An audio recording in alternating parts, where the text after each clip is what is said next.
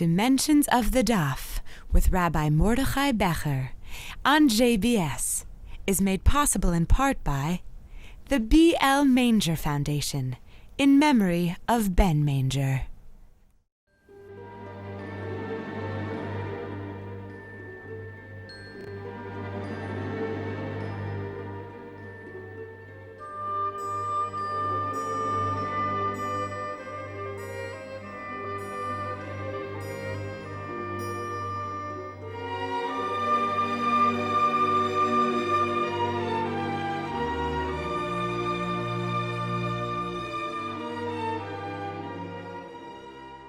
Hi everyone, welcome to JBS, Jewish Broadcasting Service. This is Dimensions of the Daf with me, Rabbi Mordechai Becher, in which we explore different issues in the Talmud, what the Talmud says about contemporary issues, classic issues, philosophical issues, legal issues, ethical issues, any issue you want. The Talmud is known as the Yam HaTalmud, the sea of the Talmud, because it is vast, like the Pacific Ocean, deep as the Marianas Trench, and it covers literally everything. So we are speaking this week about free speech. And I think we have to define the question. We're talking about, does Judaism support freedom of speech? So the answer is obviously not simple. It's not yes or no. We, I think, support freedom of speech in general, that the government should not be legislating what I say.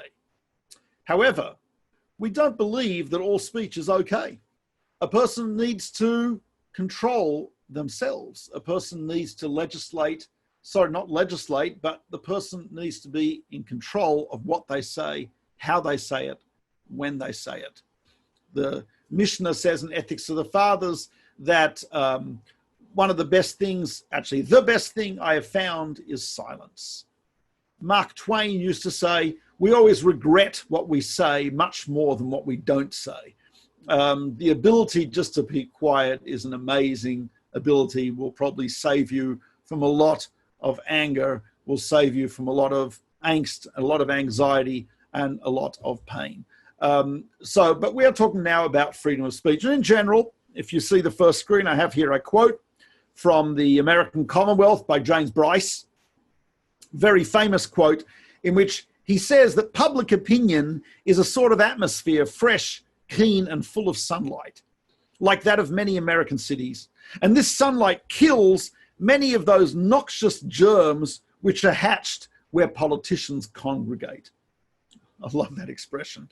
The sunlight kills the noxious germs that congregate wherever politicians congregate, which are hatched where politicians congregate. That which, varying a once famous phrase we may call the genius of universal publicity, has some disagreeable results. True rumors, fake news, and so on, but the wholesome ones are greater and more numerous. Selfishness, injustice, cruelty, tricks, and jobs of all sorts shun the light. Yes, selfishness, injustice, cruelty, tricks, shun the light. They don't like to be exposed. So freedom of speech is really important. If we're able to, if freedom of speech as it is now, information being out there, I think is somewhat of a deterrent to thieves, criminals, abusers, etc., corruption, so on and so forth. To expose them is to defeat them. No serious evils, no rankling sore in the body politic can remain long concealed. When disclosed, it is half destroyed. Isn't that great? It's a great quote, and that's been used many, many times by many different people. But James Bryce is basically saying that this free information, freedom of speech, the exposure of secrets is actually, on the whole, there are some negatives, yes, but on the whole, it's a good thing. All the little plots that are hatched in dark corners, when there's light on them, it kills it. Corruption, abuse, and so on and so forth. A lot of abuse of children was prevented and stopped by the fact that there were people who were able to get the message out there, whether it was on the internet or in the media, etc., that there's certain people are. That was a great thing. That's very good. certain corruption in the parts of governments. Totalitarian governments have always attempted to control the media. They've always attempted to control the spread of information. Soviet Union, classic example, when it was under the communists, when it was the Soviet Union, my wife and I visited there. One of the things they looked for in our life, we went there to teach Judaism, which was actually illegal for foreigners to do at the time. Thank God we survived, as you can see. But when we went there, one of the things they were looking for was videotapes, because they didn't want anyone to have the ability to produce videos. That's more information. Printing presses in Catholic Europe, in the Vatican states, in Italy, printing presses were under the strict control of the Vatican. They didn't want things to be printed that they didn't approve of. Every Jewish book was censored, had to be gone through by a censor. So on the one hand, we believe in the freedom of speech. We believe that distribution of knowledge is a good thing. And I think that it is, as James Bryce said, one of the greatest disinfectants is sunlight. This is not a statement about COVID. I'm talking about allegorically. So, and indeed, the power of speech is that which really defines the human being. When the Torah tells us, if you look at the slide there in Genesis 2, that Hashem, the Lord God, created the human being dust from the ground, and it says, "Vayifach ba'apav nishmat chaim." He blew into his nostrils the breath of life. "Vayihi ha'adam lenefesh chaya," and the human became nefesh chaya, a living soul. Interesting. That's a simple translation. But if you look, the Aramaic translation of Onkelos, one of the great translators and commentators of the Torah, who was a nephew of a Roman Caesar, he had converted to Judaism, and he translates the Torah into Aramaic. It's printed in virtually every standard edition of the Hebrew Bible.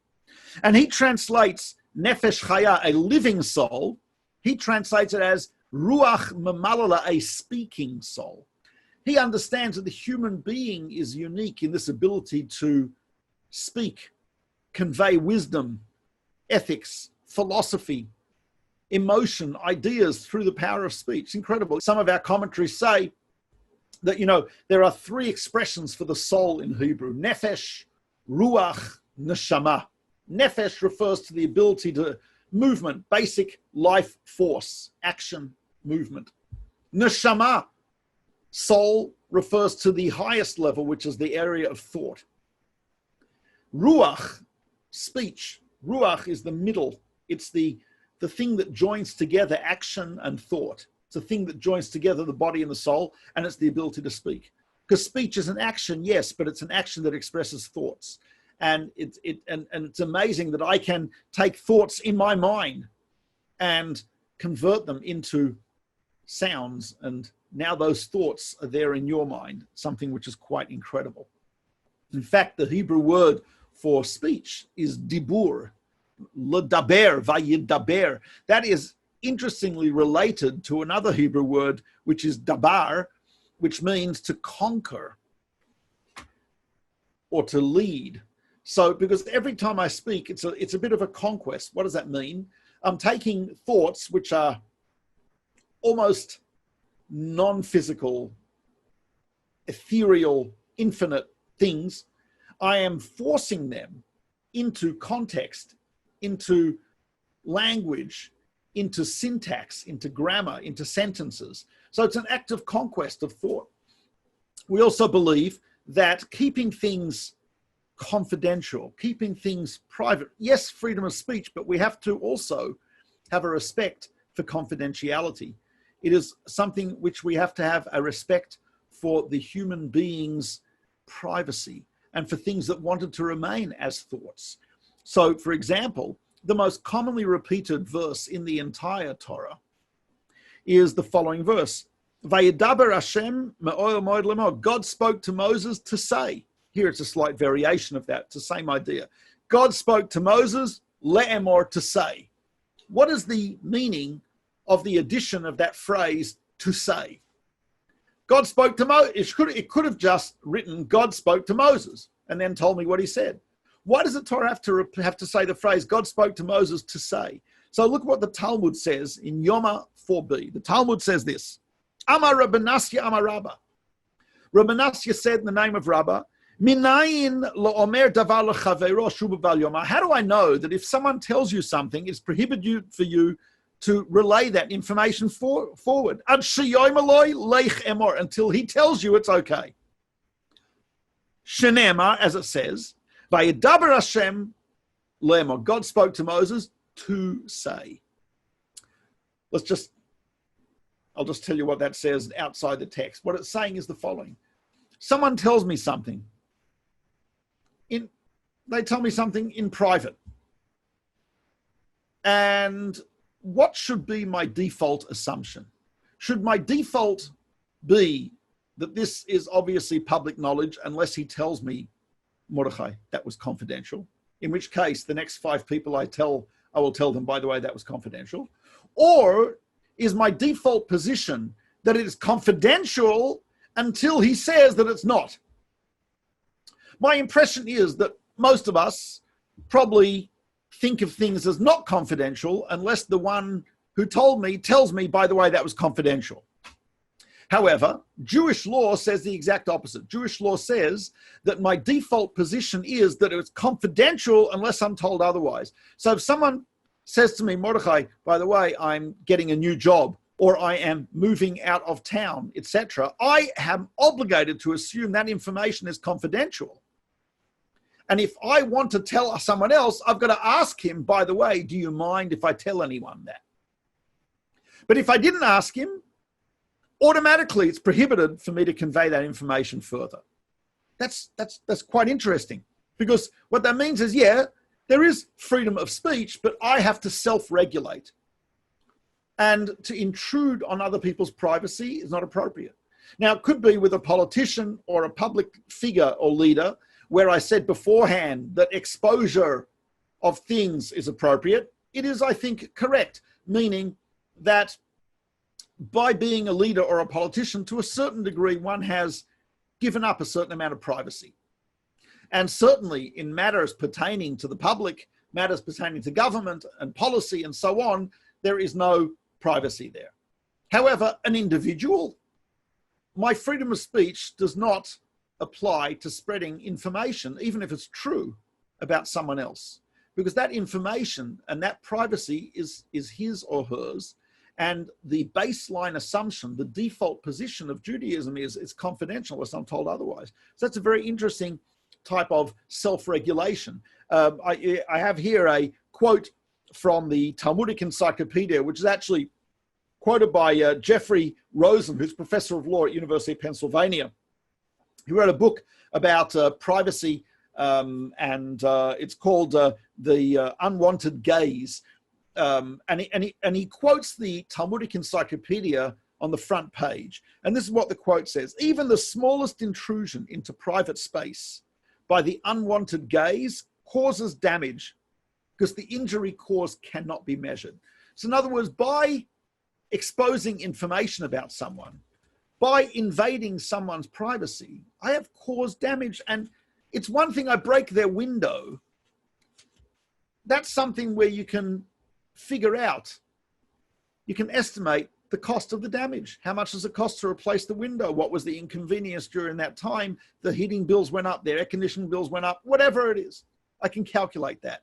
Looking through someone's window, that's a lot more hard to calculate in terms of the damage that I have caused. In fact, it's almost impossible. So it's a very severe damage, the invasion of privacy. So yes, freedom of speech, but also I have the right to my privacy. I have the right to my confidentiality, and I have an obligation to ensure your confidentiality. So if you tell me something, even without the little message at the end of the email that you always get from officers and stuff like that, without that message, I'm obligated to assume it's confidential. That's number one. Number two, if you have a look in the next page, Exodus 20, Losane bereacha et sheker, falsehood. Giving false testimony about your neighbor, false witness, is a prohibition. This, by the way, is one of the 10 commandments. Right? Up there with don't murder, don't commit adultery, don't worship idols, and so on and so forth, is don't bear false witness against your neighbor. So that's a serious, and that means if it's in the 10 commandments, that makes it quite serious. They're all actually, can all be construed as capital crimes in some form.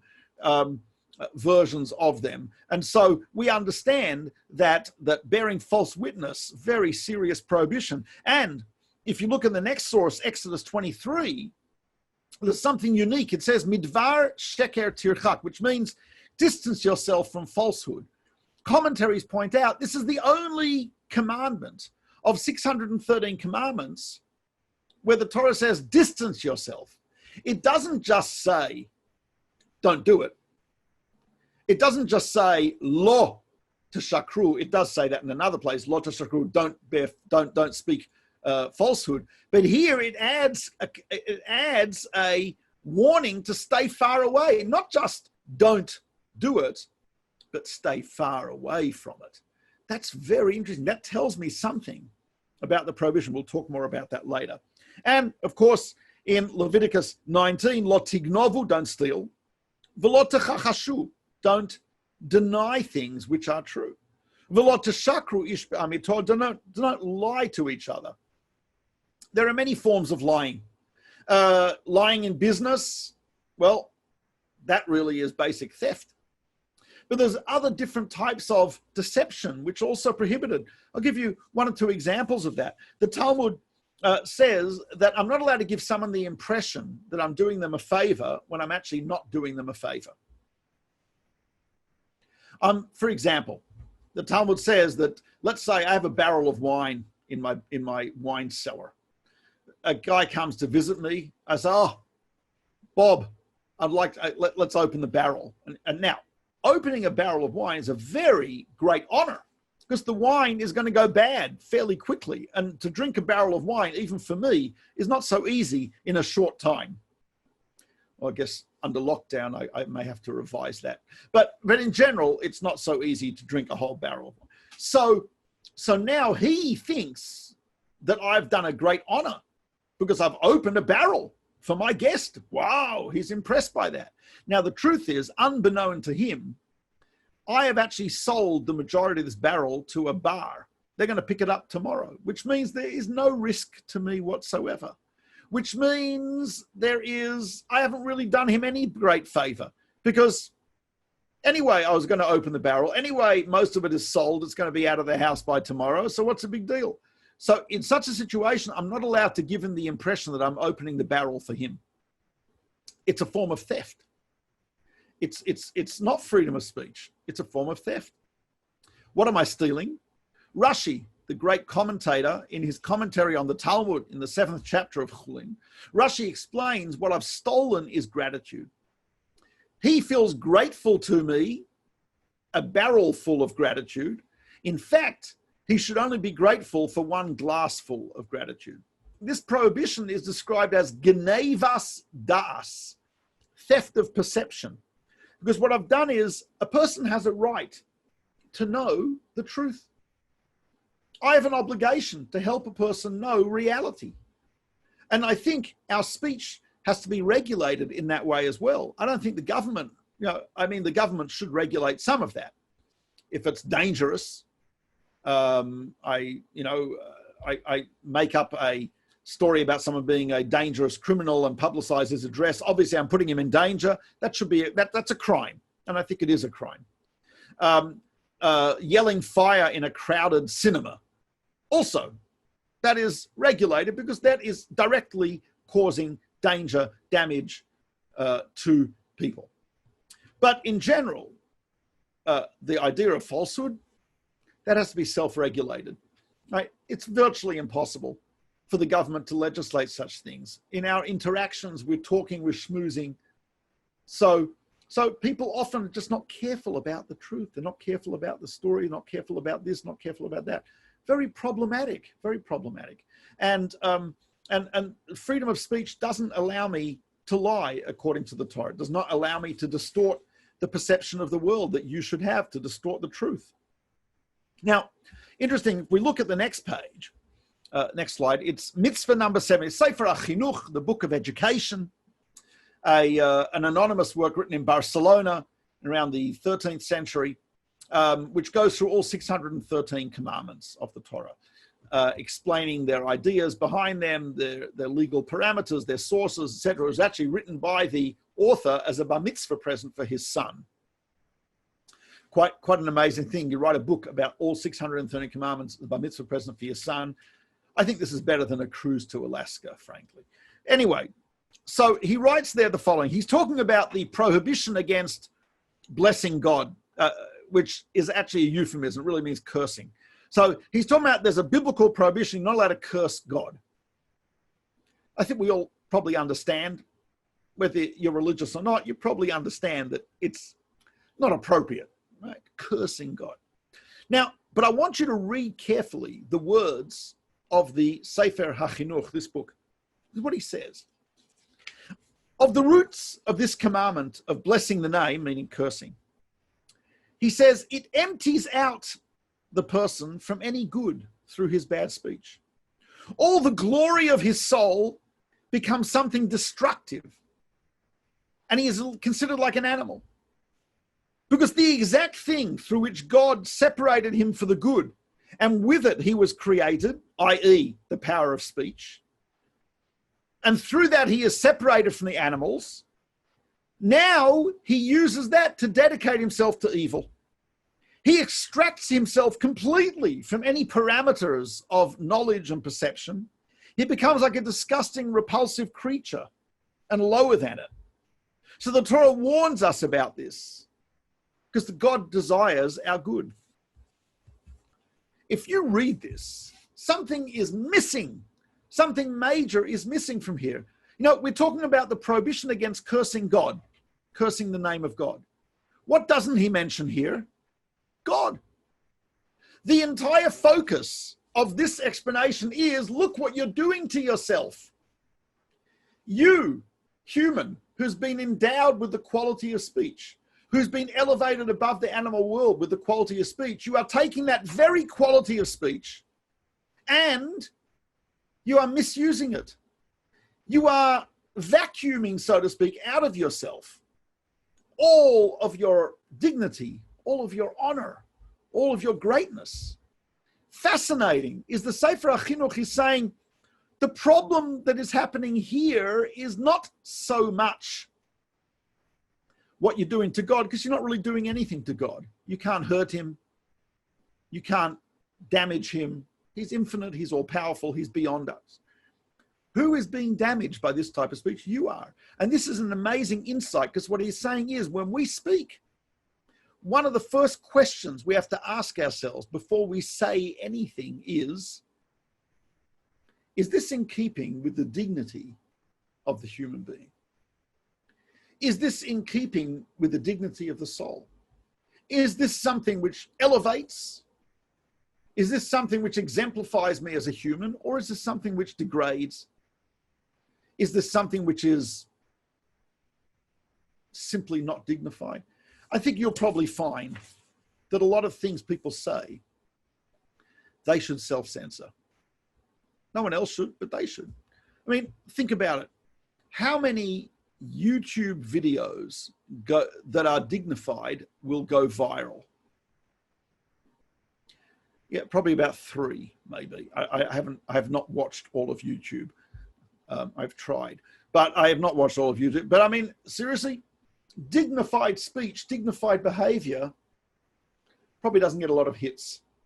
But it is our obligation to do that. There was a great rabbi, Eliezer Yehuda Finkel, his name was. He once said the following: I never said to my children or to my students, don't do that, it's prohibited. I never said to them, don't do that, it's wrong. I always used to say, don't do that, it's beneath you. In Yiddish, the term he used was es passt nicht. It's inappropriate for you. You're better than that. And isn't that it's an amazing method of education, by the way? That's not simple. That's an amazing and I think very effective method of education.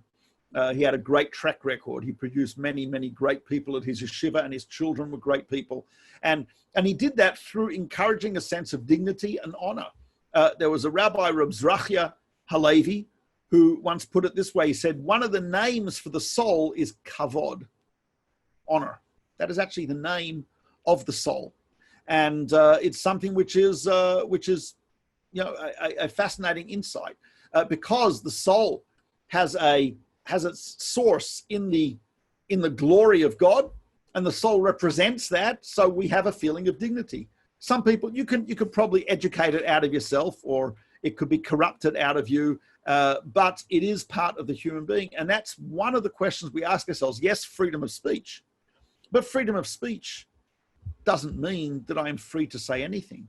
I need to understand, and I need to speak in such a way that expresses dignity, not the opposite.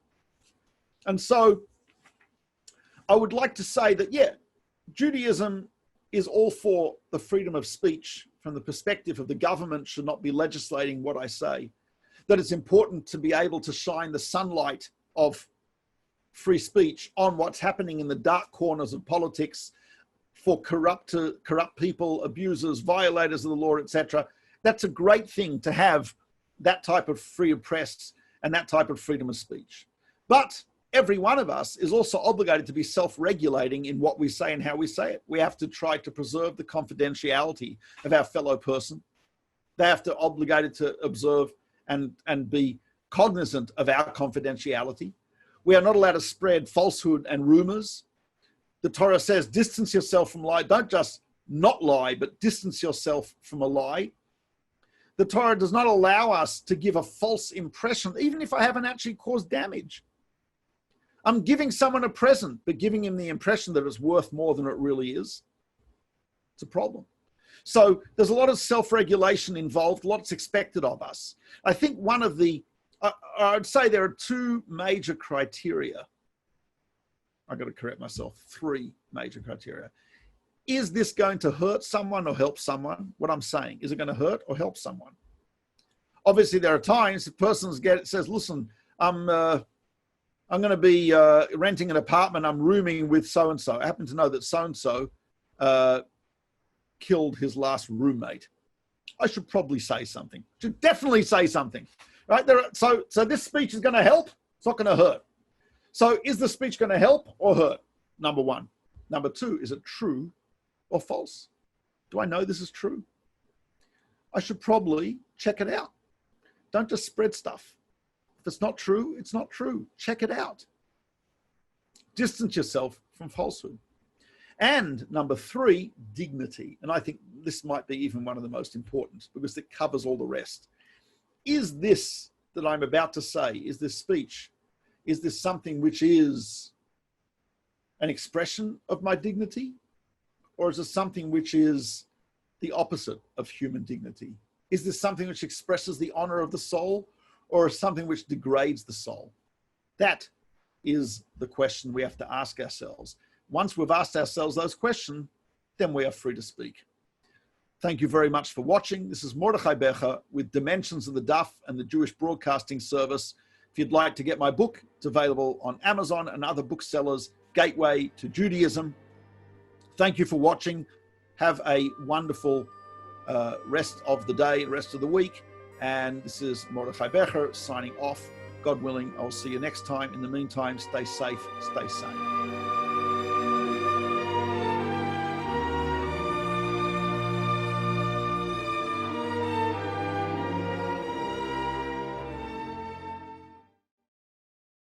We would be pleased to send a complimentary DVD of this program to anyone who wishes to support JBS with a tax-deductible gift of $36, double chai or more. Simply visit the JBS website at jbstv.org and click on the Donate button to make a donation by PayPal or your credit card. And please indicate the program for which you would like a DVD. Or you can send your tax-deductible check to JBS, Post Office Box 360, Stamford, Connecticut 06904.